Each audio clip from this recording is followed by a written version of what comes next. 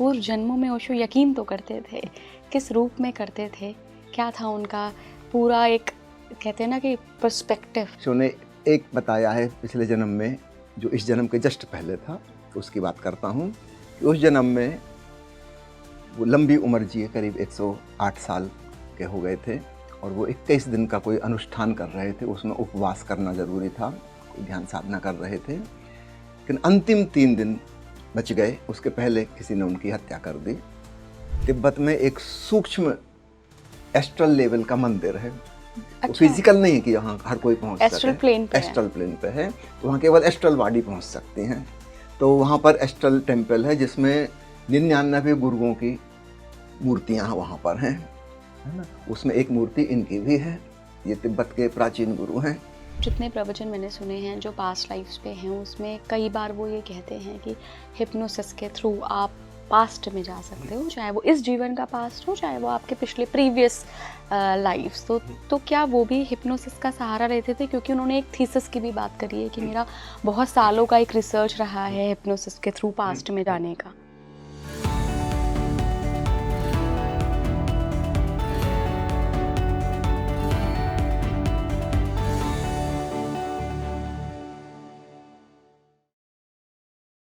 नमस्कार भारत, आप देख रहे हैं स्पीकिंग ट्री। मैं हूं आपके साथ इला गोस्वामी।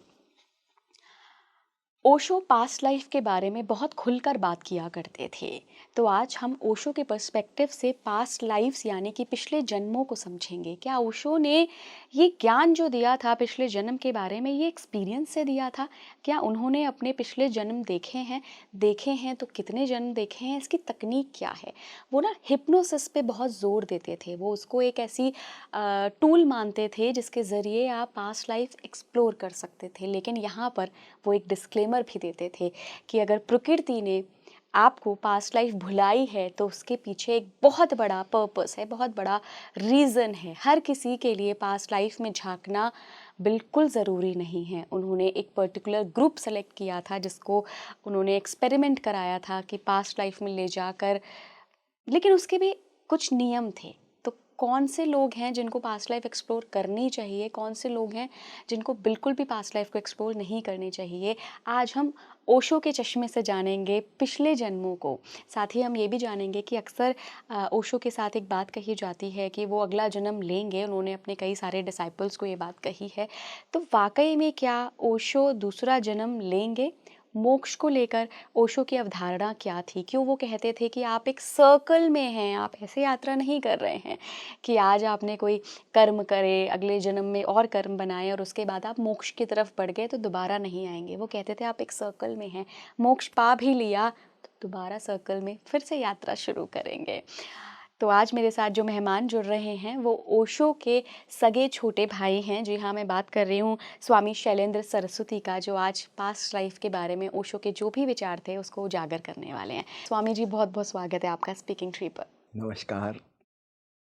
गुरुजी, आज हम ओशो के नज़रिए से, उनकी लेंस से पास्ट लाइफ को समझने की कोशिश करेंगे। जो हमारे पूर्व जन्म होते हैं, जो पिछले जन्मों की यात्रा आत्मा करके आई है, क्योंकि उनके लेक्चर्स को अगर सुने तो समझ आता है कि पूर्व जन्मों में ओशो यकीन तो करते थे, किस रूप में करते थे, क्या था उनका पूरा एक कहते हैं ना कि पर्सपेक्टिव पास्ट लाइफ को लेकर। आज उस पर बात करेंगे। जरूर बात करेंगे। यकीन शब्द लागू यहाँ नहीं होता, क्योंकि यकीन का मतलब होता है हम किसी चीज़ पे भरोसा करते हैं, विश्वास करते हैं। हम जानते नहीं हैं लेकिन हम मानते हैं। और ओशो का मुख्य एम्फेसिस रहती है कि तुम मानो मत जानो, खुद जानो। तो ओशो यकीन नहीं करते पिछले जन्मों में, उन्होंने जाना है ना, और जान के ही कहा है। उन्होंने कहीं कहीं प्रवचनों में जिक्र भी किया है अपने पिछले जन्मों का। तो आप चाहें तो मैं 2-4 इंसिडेंट्स वह बताऊं। जी गुरुजी। ओशो ने एक बताया है पिछले जन्म में, जो इस जन्म के जस्ट पहले था, तो उसकी बात करता हूँ कि उस जन्म में वो लंबी उम्र जिए, करीब 108 साल के हो गए थे और वो 21 दिन का कोई अनुष्ठान कर रहे थे। उसमें उपवास करना ज़रूरी था, कोई ध्यान साधना कर रहे थे, लेकिन अंतिम 3 दिन बच गए, उसके पहले किसी ने उनकी हत्या कर दी।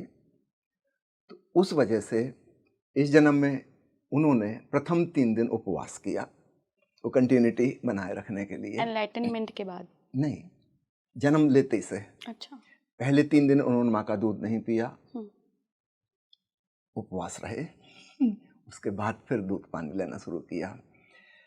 ये बड़ी हैरानी की बात थी, है ना। नॉर्मली इसमें खूब चिंताजनक हो जाएगी परिवार के लोगों को, माँ को, पिता को, कि बच्चा दूध नहीं पी रहा, पानी नहीं पी रहा।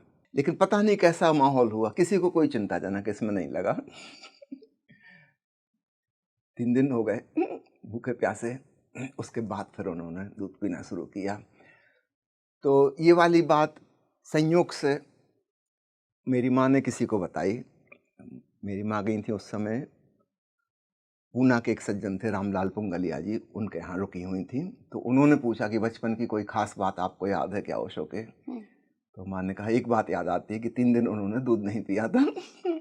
कनेक्ट हो गया। हाँ, तो यह बात रामलाल जी ने ओशो से पूछी कि आपकी माँ ने ऐसा बताया है, इसके पीछे क्या वजह रही? तो अनयूजुअल है कि बच्चा तो तुरंत ही दूध पीता है।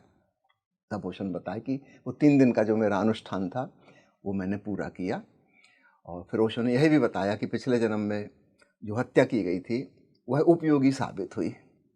तो कोई दुश्मन नहीं था जिसने मर्डर किया था, वह ओशो का ही प्रेमी था, उन्हीं का शिष्य था, और जानबूझकर हत्या की गई थी। क्योंकि उस जन्म में अगर वो 3 दिन पूरा कर लेते अनुष्ठान जो साधना कर रहे थे तो उनको उसी समय बुद्धत्व हो जाता। लेकिन वो इतनी विराट घटना घटती, परमात्मा अवतरित होता, वृद्ध शरीर जो जराजीर्ण हो चुका है वह उसको झेलने के लिए तैयार नहीं था, और उसके साथ ही उनकी मृत्यु भी हो जाती। इतनी अद्भुत घटना घटती तो लेकिन शरीर उसको झेल नहीं पाता, मृत्यु हो जाती। तब वह उनका आखिरी जन्म होता, मोक्ष वहीं से मिल जाता, है ना, कोई कामना शेष नहीं बची, है ना। तो वह हत्या एक प्रकार से उपयोगी साबित हुई, क्योंकि उस जन्म में किसी को सिखा नहीं सकते थे, कोई अवसर नहीं था, है ना, तुरंत ही समाप्त हो जाते। तो इस जन्म में माना की बहुत देर लगी, एक एक दिन के लिए 7-7 साल मेहनत करनी पड़ी। वो 3 दिन का बदला 21 साल में निकला, तब जाके वह परम ज्ञान घटित हुआ, बुद्धत्व फलित हुआ। तो उसने कहा कि लेकिन वह उपयोगी साबित हुआ, क्योंकि इस जन्म में अब मुझे अवसर है, मौका है, मैं अपना अनुभव सबके संग शेयर कर सकता हूँ, बांट सकता हूँ, बहुत लोगों को इस तरफ चलने के लिए प्रेरणा बन सकता हूँ। पिछले जन्म में ये नहीं हो पाता। तो इस प्रकार से ओशो ने इस बात को बताया कि क्यों 3 दिन वो उपवासे रहे। तो एक जिक्र आता है, एक जगह अन्य जिक्र आता है कि जबलपुर में एक आश्रम है, ओशो अमृत धाम आश्रम। वहाँ के जो संचालक हैं स्वामी आनंद विजय, अभी भी जीवित हैं, वो 94 साल के हो गए हैं। अभी मार्च के महीने में हम उनका जन्मदिन मना के आए थे। तो उनके साथ एक घटना घटी। उस समय वो आश्रम की स्थापना कर रहे थे, वहाँ कुछ बना हुआ नहीं था, खाली मैदान था, जंगल था, पहाड़ों से घिरा हुआ एक छोटा सा मैदान था, बड़ा खूबसूरत। तो वहाँ जाकर वो और कुछ अन्य सन्यासी जबलपुर के सुबह आकर रोज डायनेमिक मेडिटेशन, सक्रिय ध्यान वहाँ किया करते थे। आनंद विजय जी बीमार पड़े और डॉक्टरों की पकड़ के बाहर था कि क्या कैसा बुखार है, किसी चीज़ से ठीक ही नहीं हो रहा, ठीक ही नहीं हो रहा। फिर एक दिन अचानक उनको तीव्र बुखार में ऐसा लगा कि कुछ आत्माएं आई हैं, और उन्होंने कहा कि अगर तुम यहाँ पर ये हु की आवाज़ करोगे डायनेमिक मेडिटेशन में, इससे हम लोगों को बहुत प्रॉब्लम होती है।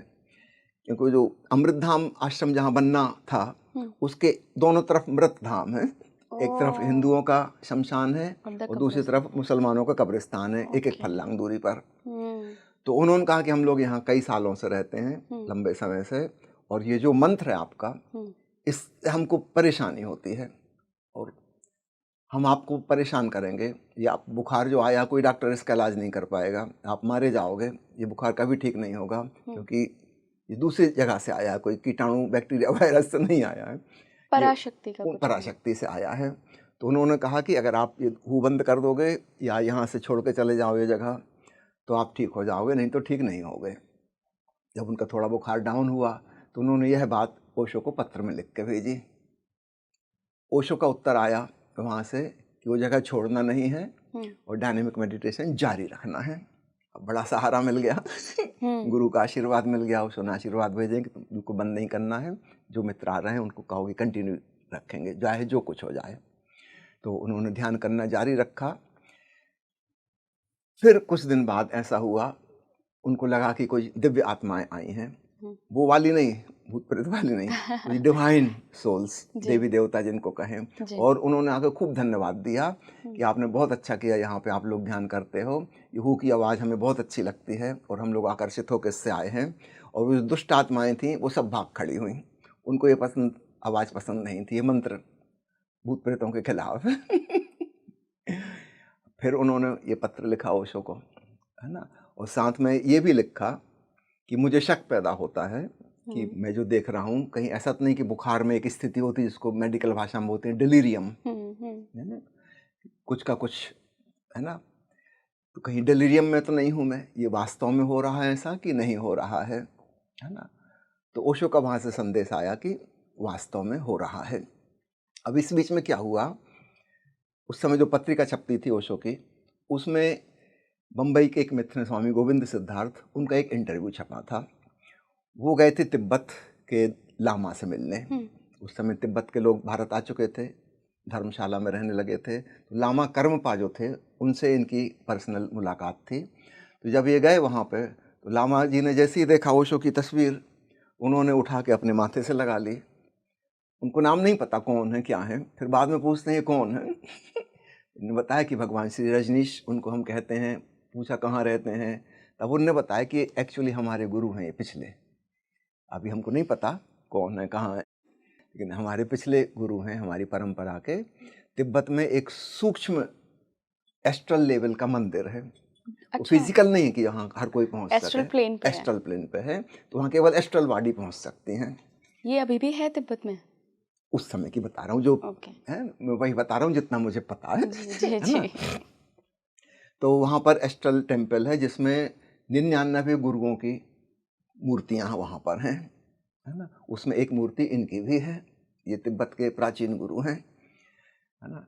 तो यह वाली बात पत्रिका में छपी थी। स्वामी गोविंद सिद्धार्थ ने आके वहाँ के एडिटर को बताई, पूरी घटना छपी वहाँ पर। तो स्वामी आनंद विजय ने यह घटना पढ़ी थी। अगली बार जब वो दिव्य आत्माएं आई ध्यान में, तो इन्होंने कहा कि अगर तुम वास्तव में हो कन्फर्मेशन, तो मुझे उस जगह ले चलो तिब्बती मंदिर में। मैं कैसे मानूं कि तुम वास्तव में हो, कि मैं सपना देख रहा हूँ, कि ड्रीम है, कि डिलेरियम है, क्या पता, मुझे कैसे भरोसा हो। अगर तुम वहाँ ले चलो तो मुझे पक्का भरोसा हो जाए। तो अचानक उन्होंने पाया कि वो उस जगह पहुँच गए, उस मंदिर में। तो इन्होंने खोजा ओशो की मूर्ति कहाँ है। समझ में आ गई, इन्होंने काउंट किया, तीसरे नंबर पर थी।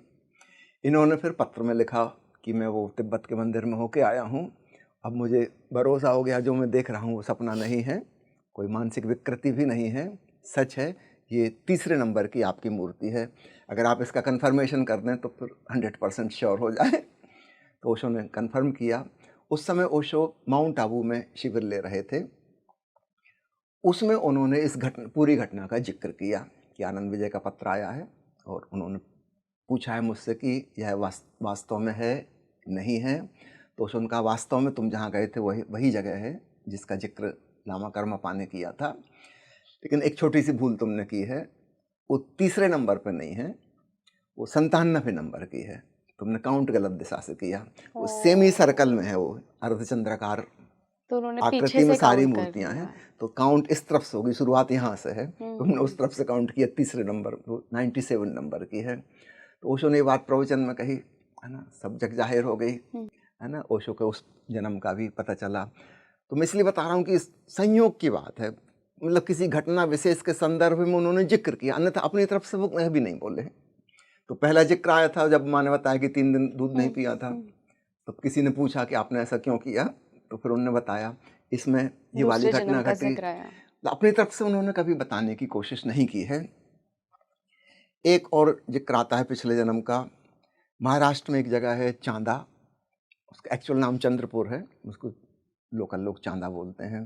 तो ओशो वहाँ प्रवचन देने के लिए गए थे और एक महिला और उसके पति जो सामने बैठ कर सुन रहे थे, उनको देखते ही से ओशो को कुछ स्मरण आया, है ना, और ओशो को याद आ गया कि ये मेरे पिछले जन्म की माँ है। लेकिन ये उन्होंने बताया नहीं, उन्होंने इंतजार किया कि जब इनको पता चले। तो कुछ महीनों के अंदर उनको भी रिकग्निशन हो गया कि मेरे पिछले जन्म का बेटा है ना। एक संकोच था, लेकिन कहें कैसे, है ना। फाइनली उन्होंने एक दिन बताएं। वो पति पत्नी दोनों आए, उन्होंने कहा कि इनको ऐसा लगता है। उसने कहा लगता नहीं है, ऐसा ही है। और मैं प्रतीक्षा कर रहा था कि तुम खुद कहो, है ना, मैं कहूँगा तो वो बात उतनी गहरी नहीं होती, है ना, तुमको खुद लगा, है ना। तो ओशो ने उसको स्वीकार किया कि पिछले जन्म की माँ है, और ओशो ने उनको सदा माँ कह के ही पुकारा। यदि आप ओशो के पत्र देखें ना, बहुत से पत्र, हजारों पत्र उन्होंने लिखे हैं, तो उनकी पांडुलिपि सब मौजूद है सन्यास डॉट विकी वेबसाइट पर। उसमें जहाँ भी उन्होंने लिखा है पूज्य माँ या आदरणीय माँ, चरण स्पर्श, याद रखिए वो उन माँ के लिए लिखा है जो पिछले जन्म की थी। इस जन्म की माँ को उन्होंने कभी माँ नहीं कहा। उनको भाभी कह के पुकारते थे। भाभी के क्या? हाँ, तो पत्र में जहाँ भाभी लिखा है वो समझना वो इस जन्म की माँ के लिए है। और पिछले जन्म की माँ को ही उन्होंने माँ कहा है, कहा भी और लिखा भी, उन्हीं के लिए माँ है। उनको सन्यास भी उन्होंने लिया, उनको नाम दिया गया माँ अमृतमयी। इस जन्म की माँ को नाम दिया था माँ अमृत सरस्वती। तो एक पिछले जन्म की बात ये वाली आती है। इसके बाद एक पत्र में या दो पत्रों में उन्होंने जिक्र किया है कि इसके और भी पिछले जन्म का, जब वो चंद्रपुर जिला में एक बहुत बड़ी झील है, मैं उसका नाम भूल गया क्या झील है, अभी वहाँ तो नेशनल पार्क बन गया है उस पर। तो उस झील में वो नाव पर बजरे पर रहा करते थे, उस जन्म में भी वो सन्यासी थे। तो पत्र में उन्होंने लिखा कि जब भी पिछले जन्म की कोई दृश्य नजर आता है, मैं सदा से ही गेरुआ वस्त्र में हूँ। हमेशा सन्यासी कहानी ही याद आती है पिछली वाली। तो वो एक और उन्होंने जिक्र किया है, वो भी चंद्रपुर जिले में थे, तब वो नाव पे ज़्यादा रहा करते थे, उसी पर उन्होंने साधना की है। तो इस प्रकार कुछ जिक्र उन्होंने पत्र में किए हैं, कुछ प्रवचन में भी उन्होंने उल्लेख कर दिया है, लेकिन किसी घटना के तहत ही उन्होंने किया है, अपनी तरफ से ऐसे कोई बताने का शौक उनको नहीं रहा। तो उनको ग्लिम्पसेस कैसे आते थे? क्योंकि उनके जितने प्रवचन मैंने सुने हैं जो पास्ट लाइफ्स पे हैं, उसमें कई बार वो ये कहते हैं कि हिप्नोसिस के थ्रू आप पास्ट में जा सकते हो, चाहे वो इस जीवन का पास्ट हो, चाहे वो आपके पिछले प्रीवियस लाइफ्स। तो क्या वो भी हिप्नोसिस का सहारा लेते थे? क्योंकि उन्होंने एक थीसिस की भी बात करी है कि मेरा बहुत सालों का एक रिसर्च रहा है हिप्नोसिस के थ्रू पास्ट में जाने का। यस, इस ऊपर ने खूब काम किया है, और कई लोगों को पिछले जन्मों में ले भी गए हैं वो, है ना। वो सजेशन तो हिप्नोटिक ही रहते हैं। अच्छा। क्योंकि हमारा जो मन है, हम जितना मन समझते हैं उतना ही नहीं है। नॉर्मली हम जिससे परिचित हैं, मैं समझता हूँ कि ये मेरा मन है, वो केवल 12% है ना। उसके नीचे छुपा हुआ 88% है, जिसको हम सबकॉन्शियस या अनकॉन्शियस कहते हैं। वहाँ पर पिछली सारी मेमोरीज हैं, केवल मनुष्य योनि की नहीं, इसके भी और पहले की। इस संदर्भ में मैं कहना चाहूँगा, ओशो ने जिक्र किया है कि मनुष्य होने के पहले अधिकांश लोग गौ योनि से आए हैं, गाय थे वो, और इसलिए हिंदुओं ने गाय को माता कह के पुकारा, है ना। तो ओशो कहते हैं कि चार्ल्स डार्विन का जो विकासवाद है वो अपनी जगह सही है, कि बॉडी का जो इवोल्यूशन हुआ है, विकास हुआ है, वो बंदरों से, वनमानुष से, लंगूर से हुआ है, वो एक अलग कहानी है। लेकिन चेतना का विकास गाय से हुआ है। मतलब एज ए ह्यूमन बीइंग हमारे भीतर तीन चीजें हैं। एक हमारी फिजिकल बॉडी, माता पिता के डीएनए से आई, उनको उनके माता पिता से आई, उनको कभी बंदरों से, लंगूरों से आई, उस कभी बैक्टीरिया अमीबा से शुरुआत हुई होगी, करोड़ों करोड़ों साल में मनुष्य बने। ये हमारे पूर्वजों की श्रृंखला से आया फिजिकल बॉडी। दूसरा है हमारा मन, जहाँ पर विगत संस्कार हैं, है ना। ये एस्ट्रल हो गया, ये फिजिकल नहीं है, समथिंग एस्ट्रल, है ना।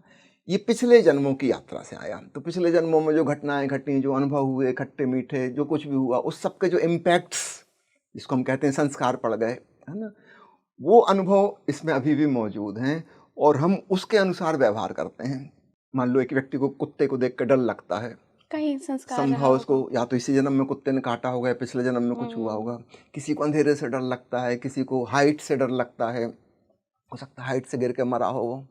वो चीज़ें याद हैं उसको अभी भी कहीं अचेतन में, पूरी घटना याद नहीं, लेकिन वो क्या, उसको पता है कि इससे बचना है, ट्रिगर हो जाता है। हाँ, इससे डर दूर रहना, इससे खतरनाक है।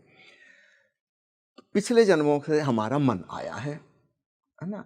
तो यह मन जो है, यह इसका विकास गौ से मनुष्य में हुआ है, इसकी परंपरा अलग है। तो फिजिकल बॉडी का इवोल्यूशन अलग प्रोसेस से हुआ है, और माइंड का इवोल्यूशन अलग तरीके से हुआ है। अब तीसरी चीज है चेतना, आत्मा, कॉन्शसनेस। ये परमात्मा का हिस्सा है ना। तो हमारे भीतर तीन चीजें हो गई, एक भौतिक काया, एक सटल सूक्ष्म बॉडी। मन और फिर चेतना। इन तीनों के कॉम्बिनेशन से हम मनुष्य हैं। तो इसमें एक्चुअली हमारा कुछ नहीं है। जो फिजिकल बॉडी है यह अन्नमय कोश भोजन से निर्मित है और ये आया पूर्वजों की श्रृंखला से। और जिसको हम मन कहते हैं उसमें भी हमारा कुछ नहीं है, ये पिछले जन्मों की कहानी है इसमें, उसके अनुसार ये चल रहा है। और तीसरी है आत्मा, वो तो विराट परमात्मा का हिस्सा है। इन तीनों का कॉम्बिनेशन है। तो यहाँ ओशो कहते हैं कि जो हमारा अचेतन है उसमें विगत सारी चीजें मौजूद हैं। हम इस जन्म की याद करना चाहें, जिन चीज़ों को हम बिल्कुल भूल चुके हैं, अगर हम अपने आप को हिप्नोटाइज करें और चाहें उस दिन तक ले जाना, उस वर्ष में ले जाना, तो वहाँ की सब चीज़ हमको डिटेल में पता चल जाएंगी, है ना। धीरे धीरे हम और पीछे जा सकते हैं। तो इसकी एक प्रोसेस उन्होंने समझाई है कि पहले अपने बचपन तक जाओ। बचपन में भी 3-4 साल तक जाना आसान होगा, फिर उसके बाद एक ब्रेक ऑब्स्ट्रक्शन आएगा, वहाँ जाना थोड़ा मुश्किल है, लेकिन आप कोशिश करते रहे तो वो भी ब्रेक हो जाएगा और आप वहाँ पे एंटर कर जाओगे। इसके और बाद गर्भकाल की स्मरण आएगा, इसके बाद पिछले जन्म की मृत्यु स्मरण आएगी। हम रिवर्स गियर में जाएंगे, मतलब जैसे कोई फिल्म को उल्टा चला रहा हो। मृत्यु पहले आएगी, फिर वृद्धावस्था आएगी, फिर युवावस्था आएगी, फिर बचपन आएगा, फिर जन्म आएगा। रिवर्स गियर में उल्टा वीडियो हम देखेंगे पीछे का। तो इस प्रकार की प्रोसेस ओशो ने समझाई है। उनकी एक किताब है जीवन रहस्य, उसमें ओशो ने कहा है कि इस प्रकार का प्रयोग मैं बड़े पैमाने पर करना चाहता हूँ बहुत लोगों को। फिर ओशो ने ये भी बताया इस चर्चा में कि बुद्ध और महावीर का जो सबसे बड़ा योगदान है वो है पिछले जन्म की यात्रा कराना। बहुत लोग समझते हैं कि अहिंसा, प्रेम, करुणा, ध्यान ये उनका कंट्रीब्यूशन है। नहीं, ये ओरिजिनल कंट्रीब्यूशन, ये वाली बात तो बहुत पुरानी हो गई। बुद्ध और महावीर का जो ओरिजिनल कंट्रीब्यूशन है, जो उनके पहले कभी नहीं था, वो ये था जिसको वो कहते हैं जाति स्मरण। जाति स्मरण का मतलब है अपने ही पिछले जन्मों की याद करना। भगवान बुद्ध ने तो एक नियम बना दिया था कि संन्यास दीक्षा देने के पहले व्यक्ति से कहते थे कि मरघट पे जाके बैठो, 3 महीने वहीं रहो, जलती हुई लाशों को देखो, ताकि एक दिन तुम्हें समझ में आ जाए कि यही एक दिन मेरा होना है। मिट्टी मिट्टी में मिल जाएगी, सब राख हो जाएगा, और तब तुम इससे डिसआइडेंटिफाई आसानी से हो पाओगे और अपनी पीछे की यात्राओं में जा सकोगे। और उन लोगों ने जोर इसलिए दिया, बुद्ध ने भी और महावीर ने भी, अपने शिष्यों को पिछले जन्म की याद दिलाने का, क्योंकि इस जन्म में हम जो कर रहे हैं यही हम सैकड़ों बार कर चुके हैं और कुछ हाथ में नहीं आया। खूब मकान बनाए और सब ध्वस्त हो गए, खूब पैसा कमाया और सब रह गया, क्या क्या नहीं किया। इस जन्म में हम जो भी कर रहे हैं कुछ नया नहीं है, हम सैकड़ों बार कर चुके हैं, लेकिन हम वो भूल गए और फिर हम ऐसे करते हैं जैसे कि हम पहली बार कर रहे हो। काश हमें वो याद आ जाए तो हमारे भीतर एक मैच्योरिटी आएगी, स्पिरिचुअल मैच्योरिटी। हम सजग होंगे कि ये बचकानापन करने की कोई ज़रूरत नहीं है ना। गुरुजी, यहाँ पे एक चीज़ मैं पूछना चाहूँगी कि हम जब भी पास्ट लाइफ को एक्सप्लोर करते हैं, चाहे वो इस जन्म की ही पास्ट लाइफ हो, जैसे मुझे अगर याद आ रहा है कि मैं शायद 4 साल की थी, वैष्णो देवी में खो गई थी और मुझे वो पूरा सीन याद है। 4 साल के बच्चे को जनरली याद नहीं होता, क्योंकि वो एक पर्टिकुलर घटना घटी थी जो मेरे माइंड ने रजिस्टर करके रखी हुई है। क्या पास्ट लाइफ का पैटर्न भी यही होता है कि आप पूरी पास्ट लाइफ ना देखो, आपको सिर्फ एक पैटर्न याद हो? जैसे ओशो को जो याद था कि मैं इससे पहले वाले जन्म में साधना कर रहा था और तभी किसी ने मेरा कत्ल कर दिया। कुछ और भी याद आ सकता था ना, कि 15 साल की उम्र में क्या कर रहे थे, 20 साल में क्या कर रहे थे, तब पास्ट लाइफ संन्यास का जो कब आता लिया। है वो ग्लिम्पसेस होती हैं, एक झलक, है ना। पूरी कहानी नहीं आती, है ना, सम ग्लिम्पसेस, है ना। पर्टिकुलरली ग्लिम्स वो आएंगे जिसका मन पे बहुत पेनिट्रेटिंग मेमोरी जिसकी बनी, बहुत गहरी, समझो आप खो गई। वो जो घबराहट है, डर है, बेचैनी है, क्या करें क्या ना करें। अब ये बात कोई छोटी मोटी बात नहीं है।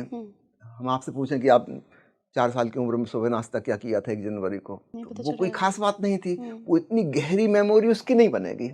पर ये वाली बात बहुत गहरी है, एक बच्चे का खो जाना, उसकी घबराहट, उसकी बेचैनी, ये बहुत गहरा इम्पैक्ट डालेगी।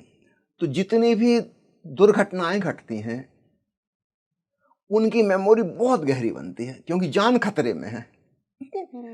ये कोई रोजमर्रा का सवाल नहीं है कि मैं पूछूं कि बताइए 2 जनवरी को आपने 1975 में कौन से कपड़े पहने थे।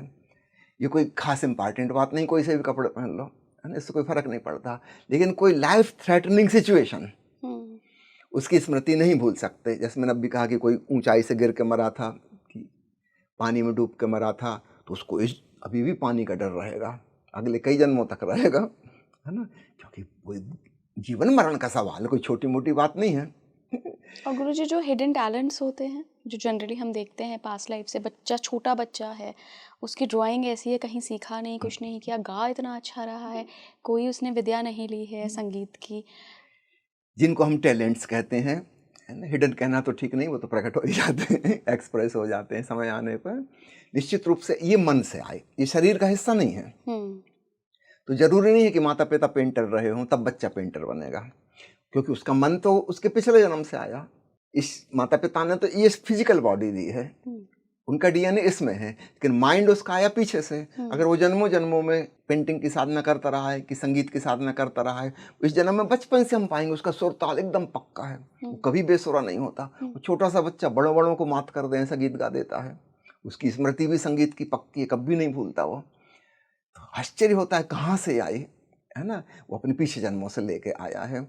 और हिडन इसलिए कहना पड़ता है कि अक्सर क्या होता है कि ये सब कुछ भूल जाते हैं, फिर एक समय के बाद धीरे धीरे धीरे फिर वो रिवील होता है, क्योंकि वो छुपा हुआ है भीतर, और वो मौके की तलाश में कब मौका मिले। हो सकता है ये संगीतकार बच्चे को ऐसा परिवार नहीं मिला जहाँ संगीत प्रचलन में है ना, लेकिन ये कहीं ना कहीं मौका ढूंढ लेगा और हम पाएंगे अचानक समथिंग एक्स्ट्राऑर्डिनरी टैलेंट प्रकट हो गई, है ना।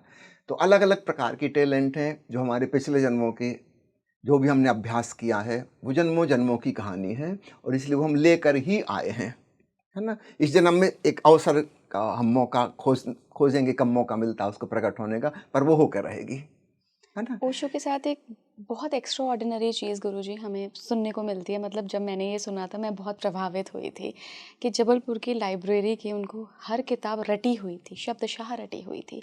ये एक आम बात नहीं हो सकती, ये बहुत एक्स्ट्रा ऑर्डिनरी कोई चीज़ है। अगर आम व्यक्ति इसको दूर से बैठ के सुने या देखे तो बहुत मिराकुलस सा लगता है। तो क्या ये भी पूर्व जन्मों के कर्म ही, संस्कार ही हैं उनके की? पूर्व जन्मों से जो हम प्रैक्टिस करते आए हैं, जैसे उनको अध्ययन मनन का खूब शौक था, है ना, तो वो इस जन्म की कहानी नहीं, जन्मों जन्मों से उन्होंने वही किया है। तर्क वितर्क, एक तर्क संगत सोच, हर चीज का मौलिक चिंतन मनन, और उसके लिए बहुत अध्ययन मनन चिंतन, है ना। तो बचपन से उसमें डिवोट हो गए। याद रखिएगा ओशो का जीवन काल छोटा सा है, 58 साल में वो विदा हो गए, है ना। 51 साल में उन्होंने पढ़ाई बंद कर दी थी, किताब नहीं पढ़ी थी 51 के बाद, ठीक है। और 10 साल में स्कूल में एडमिशन लिया था, that was again something unusual. 10 साल में स्कूल में एडमिशन लिया है, तो कितने साल उनको मिले हैं, 10 से लेकर 51 तक। और 10 क्लास में प्राइमरी स्कूल में कोई पढ़ने तो नहीं लगेगा एकदम से कम चौथी पाँचवीं क्लास तक आते ही पढ़ने लायक बनेगा। घाटवाराम जो लाइब्रेरी है हमारे गांव में, है ना, वहाँ आप जाके देखेंगे अभी भी ओशो के दस्तखत की हुई किताबें वहाँ पर हैं। उन लोगों ने खूब प्रिजर्व कर रखी हैं, क्योंकि ओशो की आदत थी डेट भी डालते थे वो।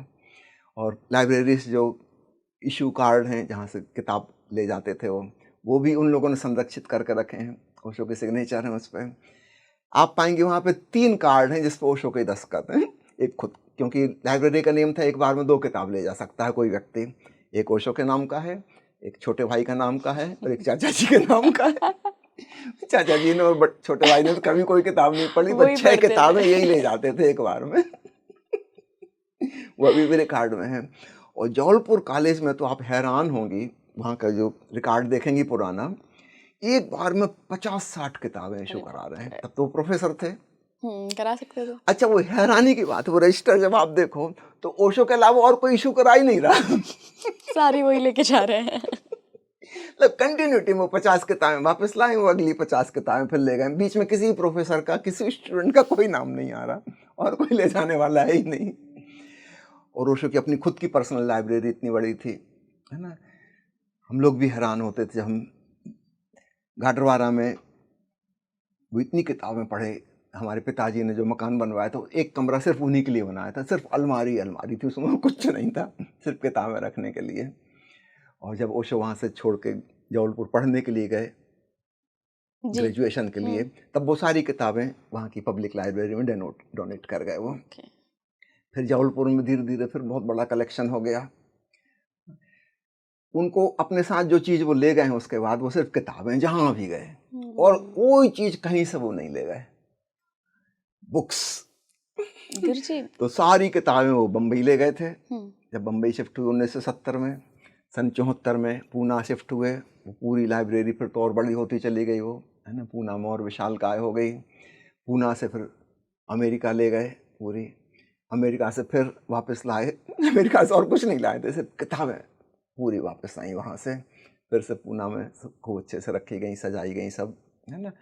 तो लगभग 1 लाख से ऊपर किताब उन्होंने पढ़ी। अगर आप गणित से उसका निकालें उनका जीवन काल, 10 साल से मान लो कि उन्होंने पढ़ाई शुरू कर दी, वो 50 साल तक पढ़े, 40 साल, 365 दिन से गुणा कर दें और 1 लाख से भाग दें तो आता है करीब 8 किताब प्रतिदिन। 8 किताब प्रतिदिन। और ऐसा तो नहीं कि सिर्फ किताब ही पढ़ रहे हैं, सुबह शाम प्रवचन दे रहे हैं, कई बार तो दिन में 3 प्रवचन हैं उनके, सुबह भी दिया है, दोपहर को भी दिया है, रात को भी दिया है। सुबह बम्बई में है, दोपहर को अहमदाबाद में है, अगली सुबह दिल्ली में है। इतनी उनकी फास्ट लाइफ थी। सन 1960 से लेकर 1970 के बीच हमारे देश में सबसे ज़्यादा रेलवे यात्रा जिसने की है, रेलवे वालों ने अखबार में छप पाया था, वो आचार्य रजनीश।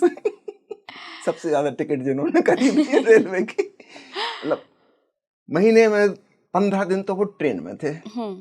उस समय एरोप्लेन इतने नहीं चला करते थे, इतने एयरपोर्ट्स भी नहीं थे, ट्रेन से ही सब जगह जाना होता था। ट्रेन में भी पढ़ते हुए जा रहे हैं।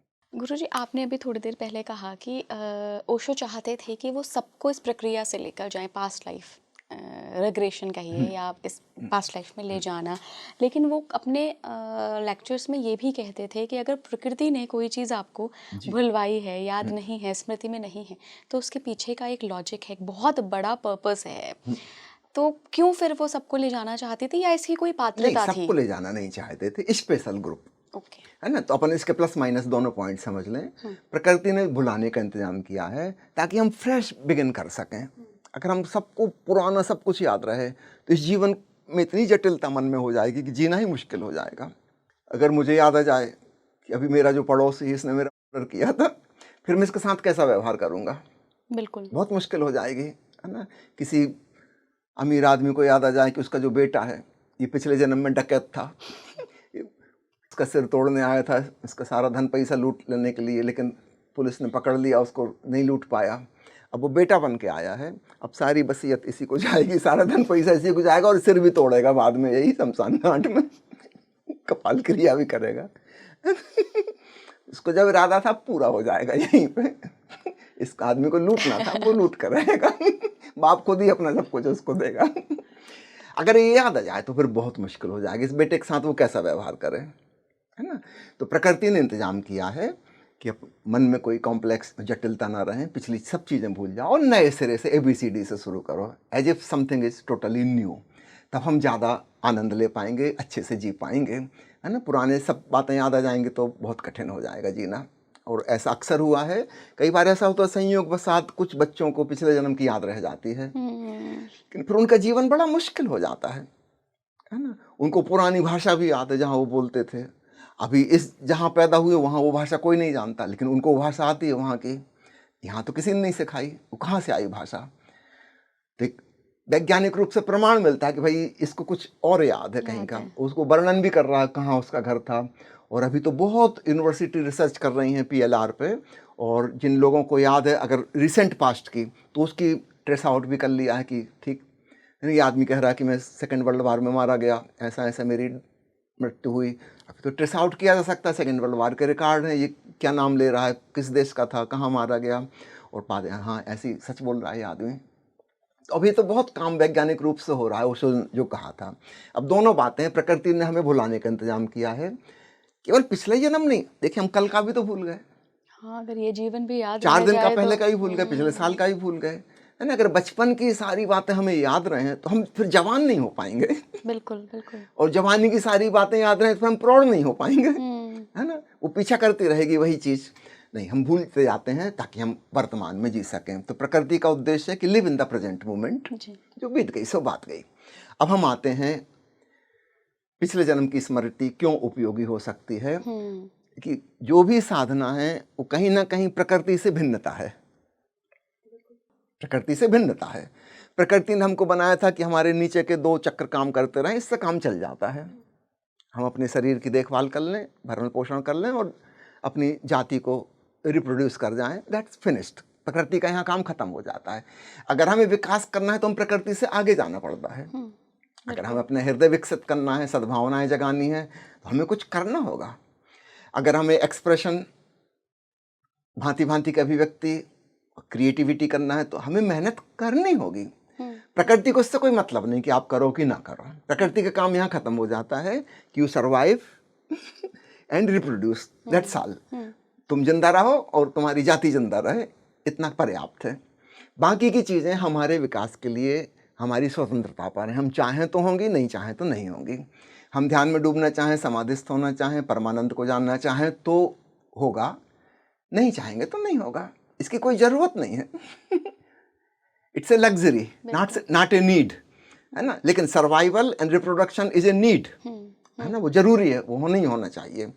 तो प्रकृति ने हमको ऐसी जगह लाके खड़ा कर दिया है कि हम चाहें तो हम विकसित हों जी। अब यहाँ पे आता है कि अगर हम पिछले जन्मों को जान लें तो हमारा विकास खूब तेजी से होगा। नेचुरली ये बात सबके लिए नहीं हो सकती। तो मैंने जिक्र किया था जीवन रहस्य, उसमें ओशो ने प्रवचन में कहा है कि मैं तलाश में हूँ उन लोगों की, धीरे धीरे वो ग्रुप इकट्ठा हो रहा है जिनको पिछले जन्मों में ले जाया जा सकता है। जब एक खास गिनती उनकी हो जाएगी फिर उन पर सामूहिक रूप से प्रयोग कर सकूँगा। उनके लिए एक अलग ही मेडिटेशन कैंप होगा। ये हुआ फिर? तो अभी जो मेडिटेशन कैंप हो रहा है ओशो का, वो सबके लिए है, कोई भी आ सकता है, लेकिन उस शिविर में फिर सबके लिए अलाउड नहीं होगा। It will be something mysterious and only for the chosen ones. उसमें शर्तें क्या होंगी? 2 शर्तें होंगी। एक तो वह व्यक्ति साक्षी भाव में हो, अर्थात वो इंडिफरेंट रह पाए, चाहे अच्छी घटना घटी चाहे बुरी घटना घटी, वो उससे प्रभावित ना हो। और दूसरी चीज स्वीकार भाव, जो कुछ भी हुआ एक्सेप्ट, है ना। तो ये चीज जिसके अंदर आ गई वो अशांत नहीं होगा, बेचैन नहीं होगा पिछली घटनाओं को जानकर। ये बहुत जरूरी है। ये बहुत जरूरी, नहीं तो पागल हो जाएगा वो, है ना। तो ये शर्तें हैं, इसलिए सबके लिए यह उपयोगी नहीं है, है ना। इस बात को मैं चाहूँगा आपके सब दर्शकों तक पहुँचे कि हर किसी को शौक हो जाता है PLR करवा लें, जगह जगह बोर्ड लगे हुए हैं हर मोहल्ले में कि यहाँ PLR हो रहा है। आप उत्सुकतावश, कुतूहलवश पहुँच गए, curiosity, out of curiosity, it's not going to help, है ना। क्योंकि प्रकृति ने जो इंतजाम किया था वो उपयोगी है, हम भूल जाएं उसको, है ना। किसी को याद आ के कि फलानी स्त्री, अब जो मेरे पड़ोस में किसी की पत्नी बन कर रह रही, वो मेरी प्रेमिका थी, और अब वो फिर उसके पीछे दीवाना हो जाए। हाँ, क्योंकि वो साक्षी भाव, एक्सेप्टेंस नहीं है। अगर ना? साक्षी भाव और एक्सेप्टेंस होगा तब वो प्रभावित नहीं होगा। उसको स्मरण भी आ गया कि ये मेरी प्रेमिका थी, है ना, लेकिन अब वो उसके पीछे दीवाना नहीं होगा। तो ये एक मैच्योरिटी आएगी। तो बुद्ध और महावीर ने जो शुरू किया था और ओशो ने भी उसी वजह से करवाना चाहा, ताकि वैराग्य फलित हो सके, है ना। मैं धन कमा चुका, मैं राजनीति कर चुका, ऊंचे पद पे जा चुका, मकान बना चुका, बाल विवाह कर चुका, बच्चे कर चुका, सब कुछ कर चुका और मर गया, और ऐसा 25 बार हो चुका। ये देख देख कर लगेगा कि अब बहुत हो गया। अब इसमें वह पागलपन नहीं आएगा, एक वैराग्य, डिटैचमेंट फलित होगा। तो पर्पस हमें क्लियर होना चाहिए किस लिए। बुद्ध और महावीर का पर्पस स्पष्ट था, वैराग्य फलित हो सके, है ना, और वही ओशो का पर्पस है। तो चूंकि यह बात सार्वजनिक नहीं हो सकती, इसलिए इसकी सार्वजनिक चर्चा उन्होंने नहीं की है विस्तार से कभी भी। अच्छा, वो चुपचाप होता रहा। ग्रुप के बारे में भी नहीं बताया जो नहीं, चूजन सबको वन थे? बताओ तो फिर कोई भी अपने मन से कुछ भी करने लगेगा, है ना, फिर किसी मुसीबत में फंस जाएगा वो। क्या वो मिले, वो चूजन वन मिले उनको? हाँ। वो ग्रुप मिला? ग्रुप में आप थे उस ग्रुप में? नहीं, मैं नहीं था। उसमें ये भी जरूरी है कि ऐसा व्यक्ति जिसको पास्ट में इंटरेस्ट हो। आपको नहीं है? क्योंकि मैं बहुत बचपन से ओशो के शिक्षाओं के अधीन रहा, तो मुझे यह बात खूब अच्छे से समझ में आ गई कि live in the present moment. ना फ्यूचर की चिंता करो ना पास्ट की चिंता करो, है ना। तो यह बात इतनी गहरी घुस गई है, वर्तमान वर्तमान वर्तमान, द पावर ऑफ नाउ, है ना। तो अब कोई इच्छा नहीं होती कि पीछे क्या हुआ। अच्छा गुरुजी, ओशो ने कभी अपने अगले जन्म के बारे में बताया? क्योंकि मैंने बहुत लोगों से, उनके ही डिसाइपल से सुना है कि वो जिक्र करते थे, किया है उन्होंने किसी से कि अगले जन्म में मैं आऊँगा। क्या रहा था वो? ओशो ने 2 अलग अलग स्टेटमेंट दिए अलग अलग समय में, है ना। एक स्टेटमेंट अभी आपने जो कहा यही है कि मैं फिर आऊँगा, है ना, और जो लोग मेरे साथ चले हैं उनको आगे सहारा दूंगा, मदद करूँगा, है ना। इसके करीब 15 वर्ष बाद उन्होंने दूसरा स्टेटमेंट दिया है कि यह मेरा आखिरी जन्म है, दोबारा आना संभव नहीं है ना। मैं अपना काम पूरा करके जा रहा हूँ जो मैं कर सकता था, है ना। दोबारा आने की कोई ज़रूरत भी नहीं है। फिर किसी ने पूछा कि आपने कंट्राडिक्टरी बात कही है, 15 साल पहले आपने कुछ और कहा था। तब ओशो ने फिर उसको समझाया क्यों कहा। तो वही बात मैं आपसे कहता हूँ। ओशो का जब मैंने लोगों को जगाना शुरू किया था, ध्यान में डुबाना शुरू किया था, वे नए नए थे, है ना। कई लोग उसमें बुजुर्ग भी थे, है ना, जो जल्दी ही दुनिया से चले जाएंगे, पूरी साधना उनकी नहीं हो पाएगी, आधी अधूरी छूट जाएगी। तो उनको एक आश्वासन जरूरी था कि मैं आऊँगा, तुम्हारी मदद करूँगा, तुम निश्चिंत रहो, है ना, साधना में डूबो। ठीक है, आधी यात्रा हो पाएगी, 3/4 हो पाई, कोई बात नहीं, बाकी की अगले जन्म में हो जाएगी, है ना। एक उनको आत्मविश्वास होना जरूरी था। तो उनकी तसल्ली के लिए उन करुणावश मैंने ऐसा स्टेटमेंट दिया था। अब 15 साल बाद मेरे पास जो लोग हैं ये पुराने साधक हैं, नहीं अब कोई नौसिखिया नहीं आए हैं। और मैं चाहता हूँ अर्जेंसी ना हो कि तुम्हें जल्दी करना होगा, क्योंकि मैं यहाँ हमेशा नहीं रहने वाला, मैं जल्दी विदा हो जाऊँगा और दोबारा नहीं आने वाला। जो करना है अभी करो, जो मैं कह रहा हूँ ध्यान करना है। काल करे सो आज कर, आज करे सो अब, पल में प्रलय होएगी, बहुरी करेगा कब। तो again this is his compassion, है ना, कि तुम टालो मत कल के लिए, आज ही कर लो, कल का कोई भरोसा नहीं, मैं नहीं होऊंगा दोबारा, है ना। तो ओशो ने इस बात को खूब अच्छे से एक्सप्लेन किया कि उन्होंने विपरीत वक्तव्य क्यों दिए। दोनों उपयोगी थे, उस समय की ज़रूरत वही थी, इस समय की ज़रूरत ये है। अगर आज लोगों को पता चले कि ओशो फिर आएंगे तो हम फिर टालम टोल करने लगेंगे, पोस्ट में, अरे जल्दी क्या है, बाद में करेंगे ना, ध्यान जब वो आएंगे जब वो आएंगे तब करेंगे। तो हमारे मन की ये टेंडेंसी है पोस्टपोन करने की। तो ओशो ने अर्जेंसी क्रिएट की, you have to do immediately, जो करने योग्य उसको कर ही डालो, फिर दोबारा मौका नहीं है। गुरुजी, अगर हम ओशो के पूरे जीवन को देखें तो एक बहुत अनऑर्थोडॉक्स विचारधारा उनकी रही है। आउट ऑफ द बॉक्स जाकर उन्होंने हर चीज़ करी है, चाहे वो उनका एक्टिव मेडिटेशन हो या उनकी टीचिंग्स हो, या वो जिस तरीके से तर्क करते थे, फिर अपने ही कई बात को बता देते थे कि नहीं ये सही नहीं, उसके पीछे का तर्क ये है। 58 ईयर्स उम्र कलयुग में इस ज्ञान को लोगों को डाइजेस्ट कराने में, खास करके जिस कंट्री से वो बिलोंग करते थे और पूरे वर्ल्ड में, क्योंकि बाद में बहुत विद्रोह भी हुआ, बहुत कम उम्र नहीं थी। लाइफ पर्पस क्या था उनका, सोल पर्पस क्या था, क्यों वो और ज़्यादा नहीं रुके?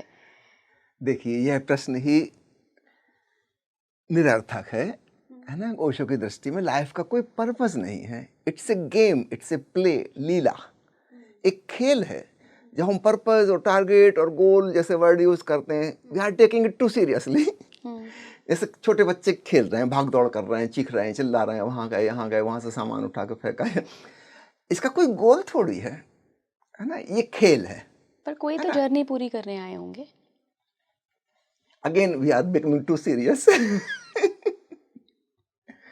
कोई जर्नी पूरी करने नहीं आए, है ना, प्ले। हम भगवान राम के कहानी को कहते हैं रामलीला, भगवान कृष्ण के जीवन कथा को हम कहते हैं रासलीला। लीला का मतलब ये है प्लेफुलनेस, छोटे बच्चों वाला खेल, बड़े बुजुर्गों वाला खेल नहीं कि फुटबॉल मैच हो रहा है और करोड़ों के जुआ चल रहा है, उस पर सट्टा लगा हुआ है और जानबूझकर कोई हार रहा है और जीत रहा है। उनका टारगेट है, उनका गोल है, यहाँ तक कि जीतना भी गोल हो, किसी का हारना भी गोल है। उसको हारने के पैसे दिए गए हैं ताकि सटोरिये जीत सकें। ये खेल नहीं है। हम कहते जरूर हैं खेल, वो खेल नहीं है। खेल तो वहाँ है जब ओवरफ्लोइंग एनर्जी है और for nothing, no target, just enjoying overflowing of energy. तो बच्चा कुछ करेगा, वो करना खेल है उसका। तो जो बुद्ध पुरुष होते हैं उनका जीवन एक खेल की तरह है, यहाँ तक कि उनकी करुणा भी एक खेल है। निर्वाण उपनिषद में ठीक यही शब्द आता है, मैं जो आपसे कह रहा हूँ कि सन्यासी की करुणा एक खेल है।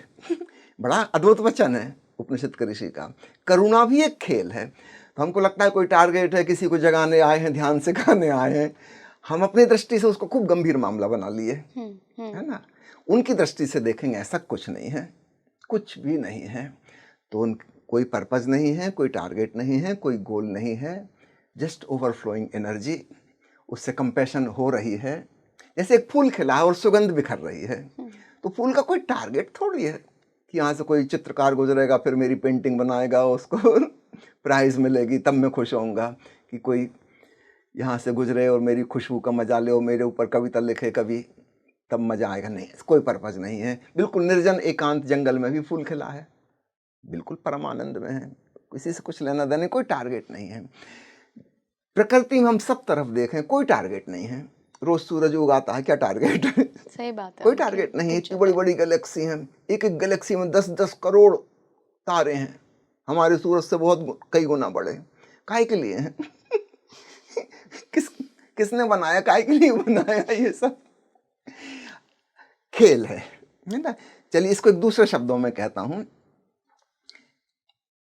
मेरे पिताजी स्वामी देवतीर्थ भारती एक बार कहीं गए हुए थे और किसी ने उनसे पूछा कि आप कहाँ से आए हैं और कहाँ जा रहे हैं। तो जैन परंपरा से थे, उन्होंने जैन शब्दावली का उपयोग किया। उन्होंने कहा कि मोक्ष जा रहा हूँ। पूछा कहाँ से आए हैं, तो उसका तो मतलब था कि किस गांव से, शहर से आए हैं। उन्होंने कहा मैं निगोत से आया हूँ। जैन शब्दावली में निगोत का मतलब होता है जहाँ से आत्माएं आई, और मोक्ष का अर्थ है जहाँ आत्माएं जाती हैं। फिर किसी ने ये सवाल ओशो से पूछा कि आपके पिता ने ऐसा कहा था, तो ओशो ने बताया कि अब एक बात और समझ लो, निगोद और मोक्ष एक ही जगह का नाम है। जहाँ से आए हैं वहीं जाना है, जहाँ से आए वहीं जा रहे हैं। आज की वैज्ञानिक शब्दावली हम कह रहे हैं जिसको ब्लैक होल कहते हैं, जहाँ सब कुछ भीतर समा जाएगा और गायब हो जाएगा। उसी का दूसरा एस्पेक्ट, सिक्के का दूसरा पहलू व्हाइट होल है, जहाँ से चीजें प्रकट होंगी और सृष्टि बनेगी। तो एक जगह से गायब हो जाएगी, विलीन हो जाएगी, रेस्टिंग फेज में, समझ लो नींद में चले गए जैसे हम रात को, और सुबह फिर उठ गए।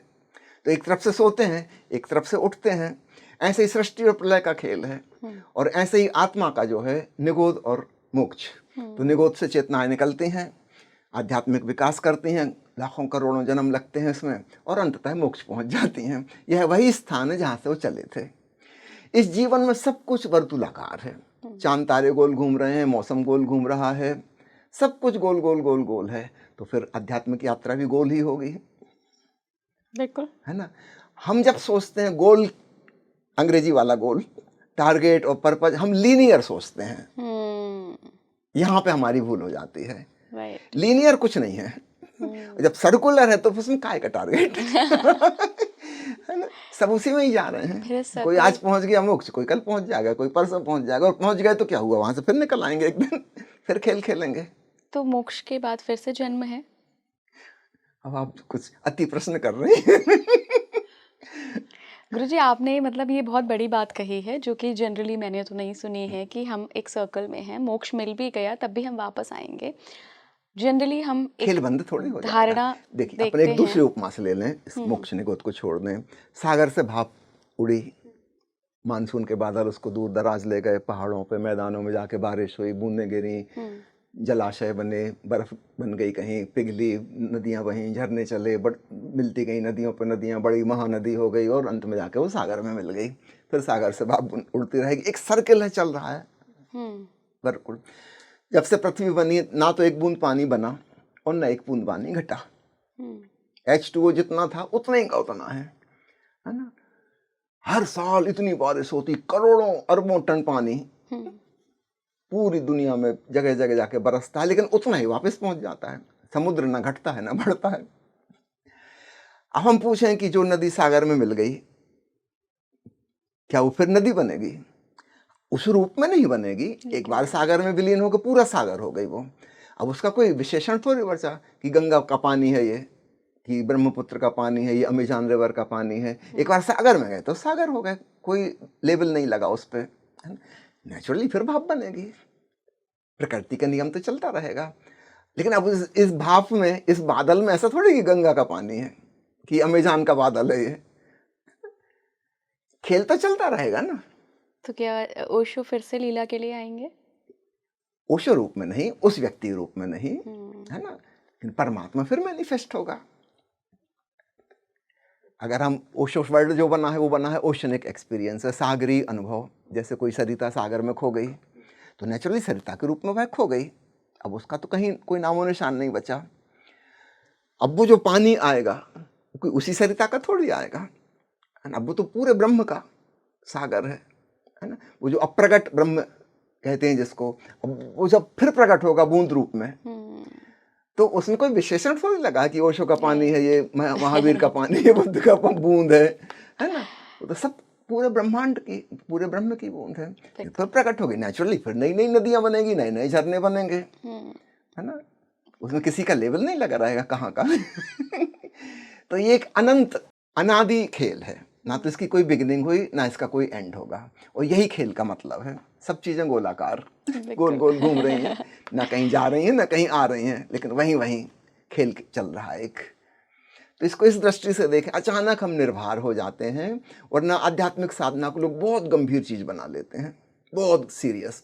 साधारण संसारी से भी ज्यादा सीरियस ध्यानी साधक मिलते हैं, बहुत गंभीर। सही कह रहे हैं आप। उनको ये टारगेट है, वो टारगेट है, अगले जन्म को सुधारना है, ये करना है, वो करना है।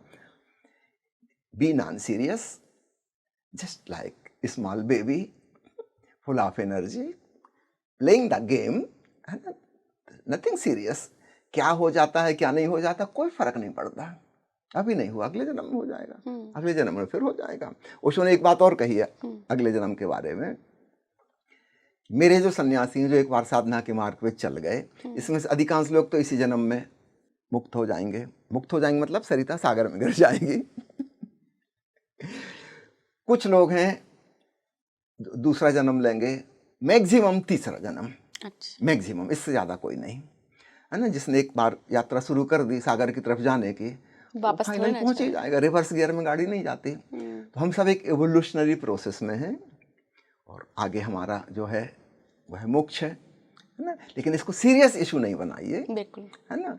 कहीं भी पानी गिरा है, कहीं भी दुनिया में, फाइनली किसी ना किसी दिन वह सागर में पहुंच जाएगा, अपने मूल उद्गम पे। तो हमारा उद्गम और हमारा लक्ष्य एक ही है। बहुत सुंदर। और इस दृष्टि से कोई लक्ष्य नहीं है, कोई पर्पज नहीं है, खेल चल रहा है, खेलो, मजा लो। बिल्कुल बिल्कुल, बहुत बहुत धन्यवाद गुरुजी, आपने इतने कम समय में इतने अच्छे से हमारी इतने जन्मों की यात्रा को और आगे की जो हमारी यात्रा है, जो आपकी ये वाली लाइन थी मुझे इतनी दिल से छुई है कि कहीं भी पानी बरसे वो एक ना एक दिन सागर में मिल जरूर जाना सागर है। से ही आया था, और हम कितने सीरियस होते हैं ना यार, मुझे मोक्ष चाहिए, मुझे मोक्ष चाहिए, मेरे तो इधर केतु बैठा है, उधर ये बैठा है, मुझे तो मोक्ष ही मिलना चाहिए।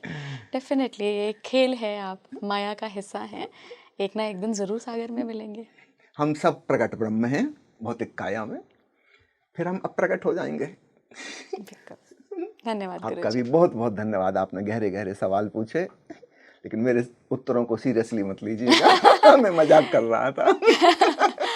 नहीं गुरुजी, मुझे ऐसा लगता है आपका तरीका भले ही मजाकिया हो, लेकिन वो कहीं ना कहीं स्ट्राइक ज़रूर करता है, और हमारे दर्शकों के जहन में भी, उनके दिल में भी स्ट्राइक करेगा, क्योंकि कहीं से तो अपनी जर्नी शुरू करेंगे वो भी। आपको कैसा लगा ये पॉडकास्ट मुझे ज़रूर बताइएगा। क्या आपके भी पास्ट लाइफ से रिलेटेड कुछ क्वेरीज़ हैं? क्या आप भी ऐसा सोचते हैं कि यार मुझे भी PLR कराने की ज़रूरत है? वो भी मुझे बताइएगा। और आप अभी हमारी बातचीत सुनने के बाद अब आपको क्या लगता है कि क्या ज़रूरत है पास्ट में खंगालने की, पास्ट में झांकने की? जुड़े रहिए स्पीकिंग ट्री के साथ। नमस्कार।